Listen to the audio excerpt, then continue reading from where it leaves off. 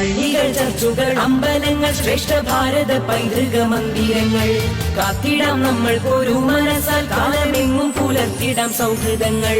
ശംഖിന്റെ നാദവും ബാങ്കോലിയും പോലെ പള്ളിമണിയും മുഴങ്ങിടട്ടെ.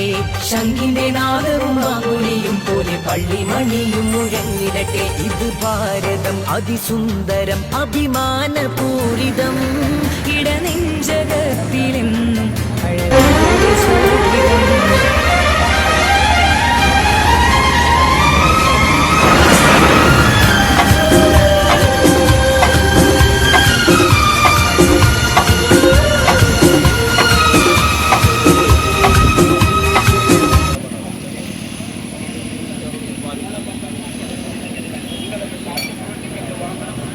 എന്തെല്ലാമാര് പഠിച്ചുകൊണ്ടാലോചിച്ച് കണക്കുമായി സംസാരിച്ചു. ഇവിടെ തന്നെ ഏതെല്ലാം വിഷയം ഇവിടെ തീർച്ചയായിട്ടും കഴിയുന്നു ആ വിഷയങ്ങളെല്ലാം ഇവിടെ തന്നെ തീർച്ചയായിപ്പിച്ച് സമരം അവസാനിപ്പിക്കുന്ന ആവശ്യമായി നടപടിയെടുക്കണം.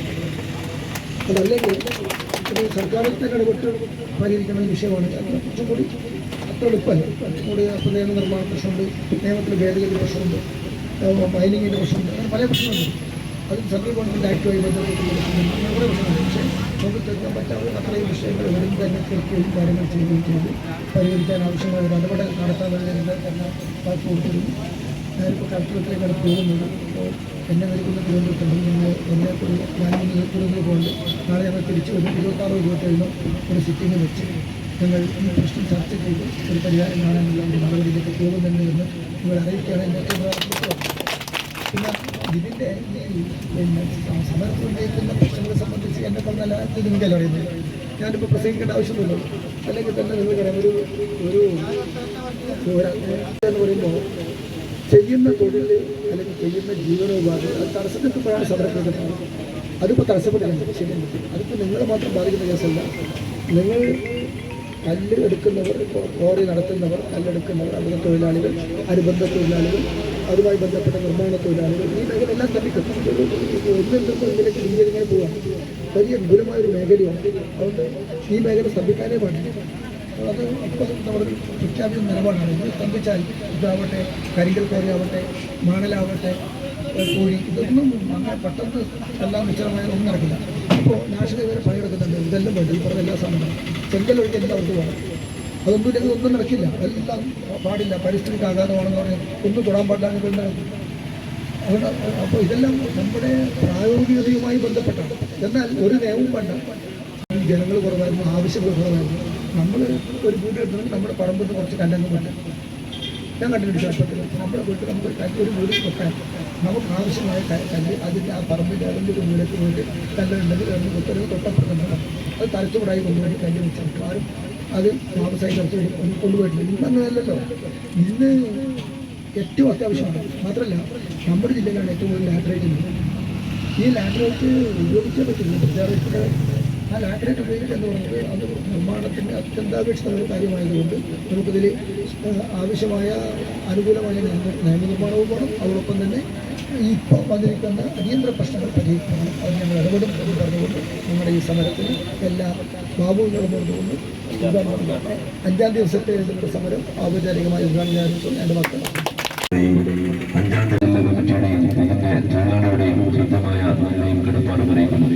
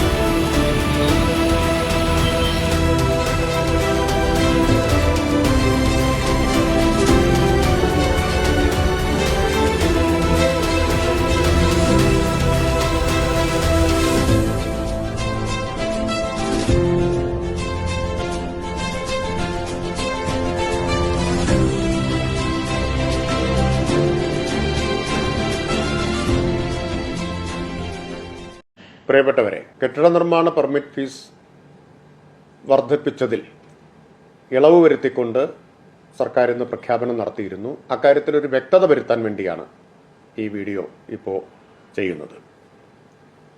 പെർമിറ്റ് ഫീസ് വർധനവ് നിലവിൽ വന്നത് 2023 ഏപ്രിൽ 10 മുതലാണ്. ഇന്നാണ് അതിൽ ഇളവ് വരുത്തിക്കൊണ്ട് സർക്കാർ പ്രഖ്യാപനം നടത്തിയത്. ഓഗസ്റ്റ് 1 മുതൽ അത് പ്രാബല്യത്തിൽ വരുമെന്നും പറഞ്ഞിരുന്നു. ഇപ്പോൾ വ്യാപകമായി ചോദ്യം വരുന്നുണ്ട്, ഇതിനകം അടച്ചവർക്ക് ഈ ഇളവ് ലഭിക്കുമോ എന്ന കാര്യം.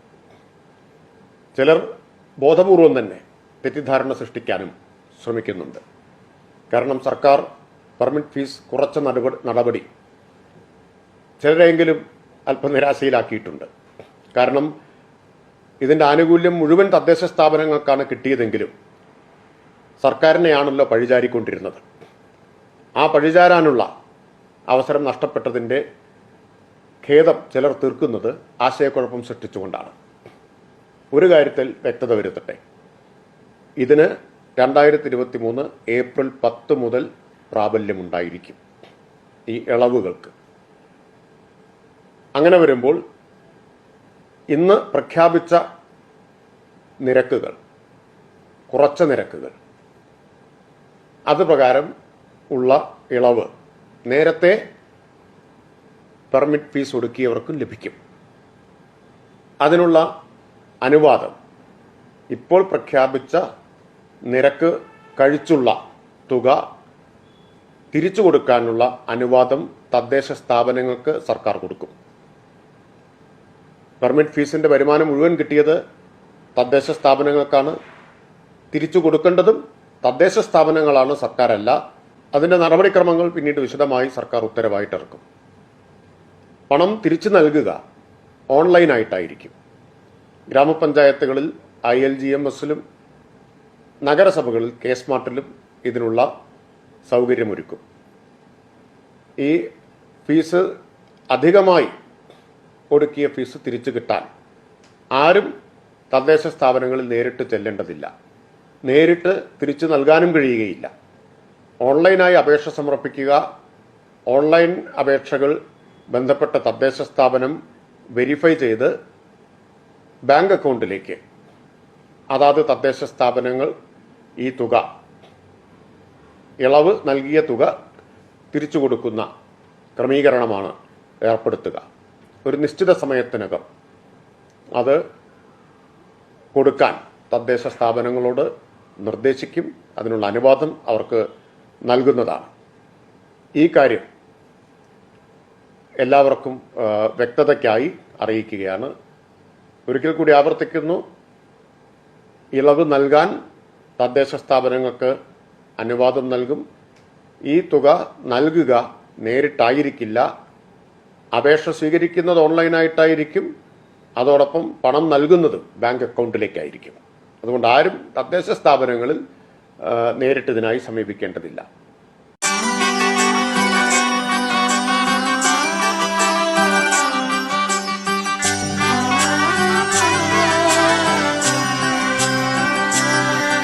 ഇവളണിയും പൊന്നല്ലേ, കനവുണരും ദിനമല്ലേ, മുഞ്ചത്തി പെണ്ണിൻ നിൻ മനം, പെണ്ണഴകിനു മിഴിവേകി എന്നെന്നും നിന്നില്ലേ, മാറ്റേറും പൊന്നിൻ താരമേ.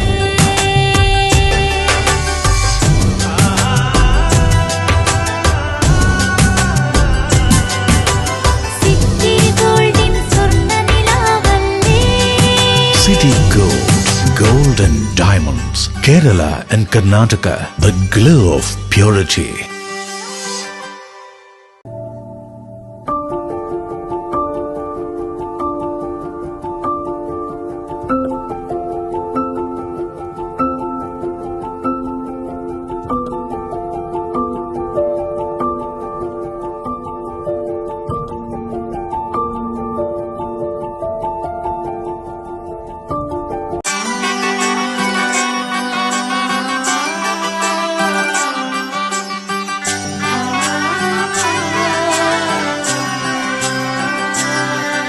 ഇവളണിയും പൊന്നല്ലേ,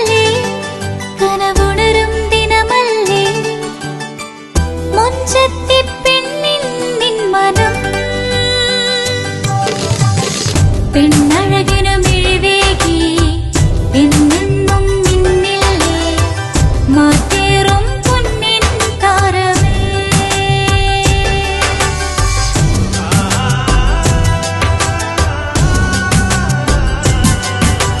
സിറ്റി ഗോൾഡിൻ സ്വർണ്ണനിലാവല്ലേ. City Gold, Gold and Diamonds, Kerala and Karnataka, the glow of purity.